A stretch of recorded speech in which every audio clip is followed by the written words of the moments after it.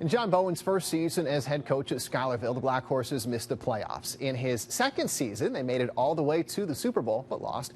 And in his third season, well, it's not over yet. The former Ballston Spa head coach has the Black Horses back in the Class B Super Bowl for the second year in a row. They'll face Glens Falls, a team they beat 33-0 just 4 weeks ago. The Super Bowl is tomorrow afternoon at 3 o'clock from Burn Hills Boston Lake. But here in Schuylerville, I'm joined by head coach John Bowen, and thanks for having us up. Oh, you're very welcome. Thank you for coming. Talk to me about the season that you had. Obviously, you got close last year, making it to the Super Bowl and falling just short. From day one this year, was that kind of the goal? Let's get back. Yeah, no doubt about it. We've talked to the boys all season long. We've, we've kind of used the analogy of getting a chance to sit at the table but not having an opportunity to eat, and that was kind of the way we felt last year, that kind of that empty feeling coming away from the Super Bowl. So getting ourselves back to the table has been our goal first and foremost. They've done what they needed to do to this point. Now we're having that opportunity again to sit down, and hopefully we're able to do the things we need to do to get a chance to eat that meal. I'm sure a lot of the talk this week has been about staying grounded ahead of this challenge you have tomorrow, but were there ever any results that maybe surprised you this year? Because you put up some eye-popping stats. Yeah, I think the one that jumps to mind right now certainly is the score that happened last week. Again, I think the score is not indicative of the game, and certainly the type of team that Chalmont had all season long. There were a couple of critical injuries that occurred during the early stages of that game that I think really kind of swayed that score in the direction that it ultimately ended up being. So, and then I guess the other one that that did surprise me, knowing that it's been a program that's had a tremendous amount of pride and played some really good football, was early on the Broad Albany game too. That was one that kind of very similarly to what happened last week. It just kind of started to get away a little bit. So those two scores have been certainly a little bit surprising as we were looking at, from the time looking at the season prior to it, to getting into the teeth of it. So before you got to this program, Schuylerville about a decade ago had some success, won a couple of Super Bowls. Yep. What would it mean to this community to bring a title back? Well, I think there's been a lot of pride through the youth programs as they've moved on up through. They've had a lot of success in their youth programs, their feeder programs coming up through. So it's nice now to see that success be perpetuated here now at the varsity level. The move up to the Class Bs, I think in 2010, I believe, was the year they came up. They've had good successes throughout those years, and 3 years ago when I came in here, we were still struggling right around that 500 mark. But this group of seniors, is who's really kind of carried us and brought us over that bridge into being one of the teams that we talked about every year. So when the walkthrough wrapped up, before we started talking, I overheard you tell the team that you were jealous of them, that you couldn't be out there playing, presumably. Yeah. What did you mean by that? Well, it just, more than anything, it's jealousy that I can't do it anymore. This is just such a great time in their lives. And a lot of times when you talk to 16, 17, 18-year-old boys, they're Superman at that point, and right. And to them, life's going 1,000 miles an hour, and they don't. I don't think they stop a lot of times. I know I didn't, and appreciate what you have and sure. what you're going through. So, I think as you get a little older, you start to appreciate the journey a little bit more. And I guess I'm one of those those old guys now that's saying that to the young guys, and remembering all the coaches that I had over the years try to drill that into my head. So it's come full circle here. But that's really more than anything.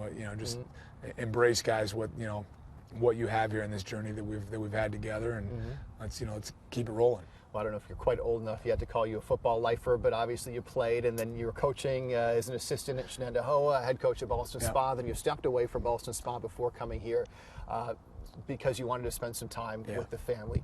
Tell me about why this ended up being the right fit to end up at Schuylerville. Well, we moved here in 2007. So we had been here for the final, I guess it was 4 or 5 years of my time at Ballston Spa.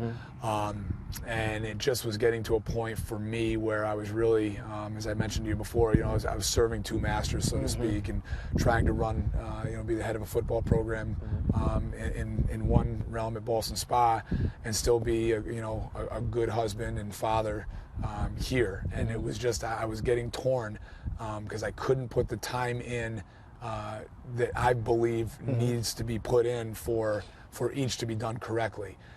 So ultimately, I've always said this: my family's going to come before football if a decision ever needs to be made. And at that time, my wife and I talked about it, and it was the right thing to do. It was the right time to make that decision for my family.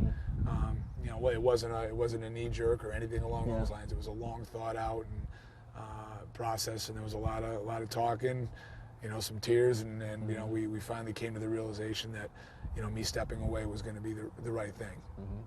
You talk about family and football. It's probably getting harder and harder to separate the two, considering you've got 3 boys and one of them's going to be here at the high school next year as a freshman. Have you thought about coaching him, what that might be like? Yeah, I have. I know it'll be difficult on me, but I've got to be honest with you, it's probably going to be more difficult on him. Yeah. And truth be told, if he and I if he ever came to me, and I don't think he would, but if he ever did come to me and say, Dad, listen, I'm not enjoying my experience with football. There'd be some hard, potentially hard decisions there to make. But again, it's been great being able to be here, because I think that's helped to really forge the bond between my boys and I, and it's just they're a part of everything we do here on a Friday night. They're out here as water boys or ball boys, and it's just been great, because that was missing at Boston. I wasn't able to have them around. The last couple of years, I'd be walking off the field and my wife, my kids, none of them could get there, because they had their own football, their own youth football that they were doing. So it was getting tough. It was starting to eat at me a little bit. I've been able to bring that back here, so it's been nice. Your wife's outnumbered, guys versus girls. Hopefully she's a football fan. Oh, she does our stats for us. So really, our sideline is really truly a family affair, so to speak. But no, she loves it. I made her date me for a little bit longer than probably most women would have stuck around for, just to make sure she could handle these falls. So she knew what she was getting into, and she's a great girl. Finally, let's take it back to the opportunity in front of your team tomorrow. What is it going to take to be successful? Well, we're going to have to be. We're going to have to expect an extremely physical game. We already know the level of physicality that Glens Falls brings, having played them once already. They're an extremely physical defense. They do a lot of things well offensively. They're well balanced. So if you want to take one thing away from them, they've got other things to go to. They're not a one-trick pony. They can go to other things and make it pay. So they've really kept us defensively on our toes from that end. And then, like I said, on their defensive side, our offensive consideration, it's really been a matter of being ready to deal with that defensive physicality. We're looking forward to the game. I know you are too. Best of luck. Thank you very much. It's safe to say the Black Horses have a tradition like no other. It's Lollipop Thursday. Brittany Devane was at the Schuylerville walkthrough today and has more on that. Hey, Brittany. Hey there, Kelly. It was a special edition of Lollipop Thursday this week on a Friday as the Black Horses get set for tomorrow's Super Bowl matchup with Glens Falls. While no one quite knows where the sweet tradition started, it's become customary that during the last practice of every week, every player in the huddle gets a lollipop, and the breakdown ends with a toast of sorts. Those are just there to, I don't know, just for a treat, I guess. No one's ever really thought about it. But we cheer to them like they're champagne glasses. Watermelon. I gotta pick watermelon. I had to pick one of them. They just throw it out and get what you get. Yeah, we've always had lollipops in a story on Thursdays. That story comes from a book aptly named The Edge, which is a collection of short stories, poems, and other inspirational writings. Unlike the unknown origins of the lollipop toast, we do know where this tradition started, with assistant coach Brian Ekblom as a way to motivate his players before a big game. But with Coach Ekblom unable to attend practice today, one of his linemen stepped in.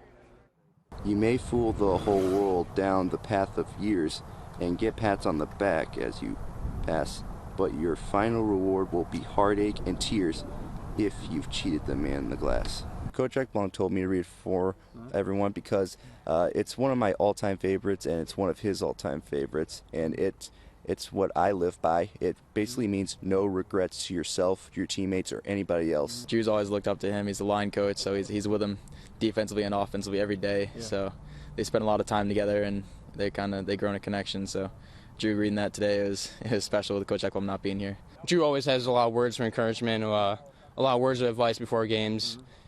He's a great kid. He's a great kid.